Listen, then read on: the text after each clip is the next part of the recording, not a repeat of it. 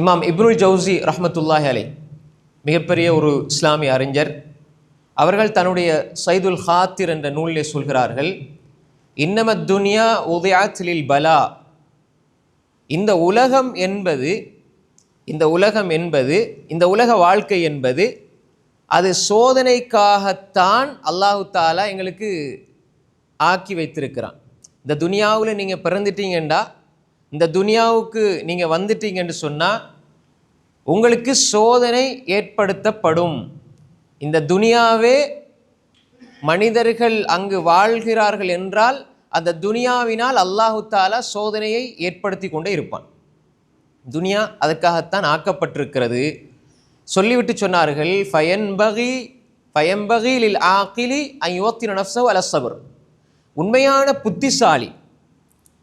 உண்மையான புத்திசாலி யார் என்றால், எல்லா சோதனைகளின் பொழுதும், எல்லா சிரமங்களின் பொழுதும், உலகத்தில் ஏற்படுற எல்லா கஷ்டங்களின் பொழுதும் பொறுமையின் மூலமாக தனது உள்ளத்தை உறுதிப்படுத்தி கொள்பவன்தான் உண்மையான புத்திசாலி. உண்மையான புத்திசாலி இந்த துனியா சோதனைக்குரியது என்பதை விளங்கி அவனுடைய உள்ளத்தை பொறுமையை கொண்டு உறுதிப்படுத்தி கொள்ள வேண்டும் என்பதாக சொல்கிறார்கள். எனவே இந்த உலகம் அதனுடைய அடிப்படையான ஒரு தன்மையாக அல்லாஹு தாலா சோதனை வைத்திருக்கிறார். பொதுவாக ஒரு மனிதனுக்கு ஏற்படுகிற தனிப்பட்ட வாழ்க்கையில் ஏற்படுகிற சோதனைகள் வேறு, ஒரு சமூகத்துக்கு ஏற்படுகிற சோதனைகள் வேறு. ஒவ்வொரு மனிதனும் இங்கே 100 பேர் இருந்தால் இந்த 100 பேரில் ஒவ்வொருவரை கேட்டாலும் எல்லாருக்குமே சோதனைகள் இருக்கும். உலகத்தில் சோதனை இல்லாமல் யாரும் இல்லை. சிலர் வெளியே சொல்லுவாங்க, சிலர் சொல்ல மாட்டாங்க. ஒரு 5 வயசில் இருக்கிற சோதனை வேறு, 10 வயசில் இருக்கிற சோதனை வேறு, 15 வயசில் இருக்கிற சோதனை வேறு, 50 இருக்கிற சோதனை வேறு, 60 இருக்கிற சோதனை வேறு. ஆனால் சோதனைகள் இருக்கும். சில பொழுது 20 வயசில் ஒரு சோதனை இருக்காது, பல சோதனைகள் இருக்கும். 50 வயசில் பல சோதனைகள் இருக்கும். இது ஒவ்வொரு மனிதனுக்கும் ஏற்படுற சோதனை. ரெண்டாவது, எல்லா மனிதர்களுக்கும் ஏற்படுறது. அது எங்களுக்கு எல்லாருக்கும் தெரியும். வெள்ளப்பெருக்கு வரும். அது ஒவ்வொரு காலகட்டத்திலையும் விதவிதமாக வரும். பூமி அதிர்ச்சி வரும். திடீரென்று அல்லாஹ்வுடைய நாட்டப்படி நடக்கும். எங்களுக்கு அது திடீரென்று நடக்கிற மாதிரி இருக்கும். வெள்ளம் வருது, திடீரென்று மண் சரிவு, திடீரென்று புயல், திடீரென்று பூமி அதிர்ச்சி, பல உயிர்கள். இது பொதுவான சோதனை. இன்னும் ஒரு சோதனை தனிப்பட்ட வாழ்க்கையில் உள்ள சோதனை. எப்படியோ தனிப்பட்ட வாழ்க்கையில் அது மௌத்து வரைக்கும் சோதனை இருக்கும். இந்த சமூகத்துக்கு, மனிதர்களுக்கு இடையிடையே சோதனைகள் வரும். இந்த ரெண்டையும் நாங்கள் அடிப்படையாக புரிந்து கொள்ளணும். அடுத்தது இன்னும் பல பகுதிகள் இருக்குது. நான் இந்த ரெண்டையும் தான் பேசுகிறேன். ஒரு மூமினை பொறுத்த வரையில் அந்த மூமினுடைய ஈமானில் ஏற்படுற சோதனை, அதே மாதிரி அந்த மனிதனுடைய தக்வா அல்லாஹு தாலா உறுதிப்படுத்துவதற்கு ஏற்படுத்துகிற சோதனை, இப்படி பல வகைகள் இருக்கிறது. இப்போ நான் இந்த 2 அடிப்படையை வைத்து சில விடயங்களை சொல்லாமல் நினைக்கிறேன். முதலாவதாக, ஒரு மனிதனுக்கு அல்லாஹு தாலா இந்த உலகத்தில் கொடுக்கிற சோதனை. இப்போ எல்லா மனிதர்களுக்கும், ஒரு மனிதனுக்கு கவலை அது சோதனை, ஒரு மனிதனுக்கு பயம் அது சோதனை, ஒரு மனிதனுக்கு பசி அது சோதனை, ஒரு மனிதனுக்கு வறுமை அது சோதனை. இதெல்லாம் சோதனை தான். அல்லாஹ் தான் சொல்கிறான், நான் சோதிக்கப்படுவேன், நான் சோதிக்கப்பட்டு கொண்டிருக்கிறேன். சோதிக்கப்படுபவர்கள் எல்லாம் குற்றவாளிகள் அல்ல. அதை நல்லா விளங்கிக்கொள்ளணும். சோதிக்கப்படுகிறவர்கள் எல்லாம் குற்றவாளிகள் அல்ல.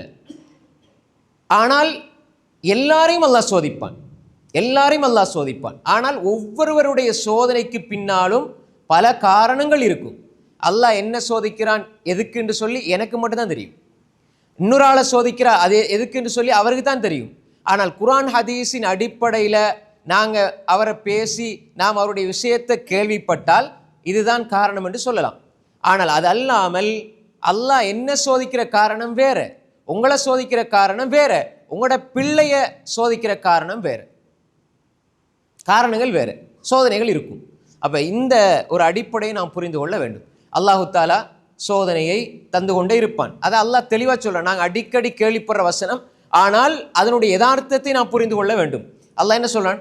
வலனபுலுவன்னக்கும் பிஷைஇம் மினல் ஹௌஃப் வல் ஜூ வ நக்ஸின் மினல் அம்வால் வல் அன்ஃபுஸ் வஸ்ஸமராத் வபஷ்ஷிரிஸ் ஸாபிரீன். அல்லாஹு தாலா பசியை கொண்டு, பயத்தை கொண்டு, ஹவுஃப் பயம், பசி, அதே மாதிரி வறுமை, பொருளாதாரத்தில் ஏற்படுற குறைவு, அதே மாதிரி உயிர் சேதம், இது எல்லாத்தையும் நல்லா சோதிப்பான். ஒவ்வொரு மனிதன்ட்டையும் போய் கேளுங்க, விசாரிச்சு பாருங்க. ஒரு சின்ன பிள்ளை எடுத்தால் 5ஆம் வகுப்பு படிக்கிற பிள்ளைக்கும் சோதனை இருக்கும். ஸ்கூலில் நடக்கிற சோதனை வேற, மனிதன் வாழ்க்கையில் ஏற்படுற சோதனை வேற. அந்த ஸ்கூலில் நடக்கிற சோதனை, அதை எதிர்கொள்றதுக்கு அந்த பிள்ளைய உள்ளத்தில் இருக்கிற கவலையும் பயமும் இருக்குதே, அது பெரிய சோதனை. ஒரு ஒரு ஒரு பிள்ளை நல்ல சந்தோஷமாக இருக்கும், நல்ல சந்தோஷமாக இருக்கும். ஒரு 11 வயசு பிள்ளை, 15 வயசு பிள்ளை சந்தோஷமாக வீட்டில் விளையாடிட்டு இருக்கும். நாளைக்கு ஸ்கூல் போகணும்னு நினைச்சாலே அந்த பிள்ளைக்கு ஒரு பயம். இது மனிதனுக்கு இயல்பாக இருக்கிறது. ஆனால் அதை தாண்டி தாண்டி போகிற நேரம், ஒரு 15-20 வயசாகும் பொழுது அந்த மனிதனுக்கு திடீரென்று எனக்கு தொழில் இல்லையே, நல்ல வாகனம் இல்லையே, அவற்றை அது இருக்குது, என்னோட படித்தவர் தான் அவற்றை நல்ல தொழில் இருக்குது, எனக்கு தொழில் இல்லையே, இப்படி ஒரு பயமும் ஒரு கவலையும் சோதனையாக வரும். இதெல்லாம் சோதனை தான். இதெல்லாம் அல்லாஹ் தண்டிக்கிறதுக்காக தரது இல்லை, அல்லாஹ்வுடைய சுன்னா, அல்லாஹ்வுடைய சுன்னா. அப்போ அல்லாஹ் அவனுடைய நியதியாக இந்த உலகத்தில் அதை வச்சிருக்கிறான். அப்போ எனவே நாம் இதை தெளிவாக புரிந்து கொள்ள வேண்டும். இதற்குள்ள அல்லாஹ் ஒரு மகிழ்ச்சியை வச்சிருக்கிறான். எப்படி அந்த மகிழ்ச்சியை கண்டுகொள்றது என்பதைத்தான் நாங்கள் புரிந்து கொள்ள வேண்டும். அப்போ அல்லாஹு தாலா நபிமார்களை அளவுக்கு அதிகமாக சோதிச்சான். அப்போ அவங்கள அல்லாஹ் தண்டிச்சன்னு அர்த்தம் இல்லை. உலகத்தில் சோதனைக்கு உள்ளாக்கப்பட்டவர்களை எடுத்தால் அதிகமாக சோதிக்கப்பட்டவங்க யாரு? நபிமார்கள். அவங்க என்ன பாவம் செஞ்சாங்களா? அல்லாஹ் அல்லாஹ் அல்லாஹ் என்று சொன்னாங்க. நீங்கள் அல்லாஹ் மட்டும் வணங்குங்கன்னு சொன்னாங்க. அல்லாஹ்வுடைய இந்த அத்தாட்சிகளை விளங்குங்கன்னு சொன்னாங்க. அல்லாஹ்வுடைய ஏகத்துவத்தை தௌஹீதை சொன்னாங்க. ஆனால் அவர்கள் தான் மிக மிக சோதிக்கப்பட்டார்கள். இப்ராஹிம் அலைஹிஸ்ஸலாம் ஷிர்க்க சொன்னாங்களா? தௌஹீதை தானே சொல்லி கொடுத்தாரு. ஆனால் அந்த சமூகம் என்ன செஞ்சாங்க? இவர் எங்களுக்கு தேவையில்லை, தூக்கி நெருப்பில் போட்டு எரிச்சிருவோன்னு சொன்னாங்க. இதுதானே உண்மை. இப்ராஹிம் அலைஹிஸ்ஸலாம் என்ன சொன்னாங்க? நீங்கள் எல்லாரும் அல்லாஹ் மட்டும் வணங்குங்க, ஷிர்க்கு செய்யாதீங்க, இணை வைக்காதீங்க என்று சொன்ன இப்ராஹிம் அலைஹிஸ்ஸலாத்தை அந்த சமூகம் அவர்களுக்கு கொடுத்த அந்த கண்ணியம், கௌரவம் என்ன?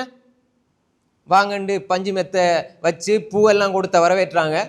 நெருப்பை மூட்டி தூக்கி இப்ராஹிமை தூக்கி நெருப்புக்குள்ளே போடுங்கண்டாங்க. ஆனால் அவருடைய உள்ளத்தில் உதித்தது கடைசியாக நெருப்புக்குள்ளே போடப்படுற நேரம் கடைசியாக அவர் சொன்ன வார்த்தை என்ன? ஹஸ்புன் அல்லாஹ் வ நிஅமல் வக்கீல். அல்லாஹ் எங்களுக்கு போதுமானவன். ஹஸ்புன் அல்லாஹ், ஹஸ்புன் அல்லாஹ் வ நிஅமல் வக்கீல், இதன் அவர் சொன்னார்.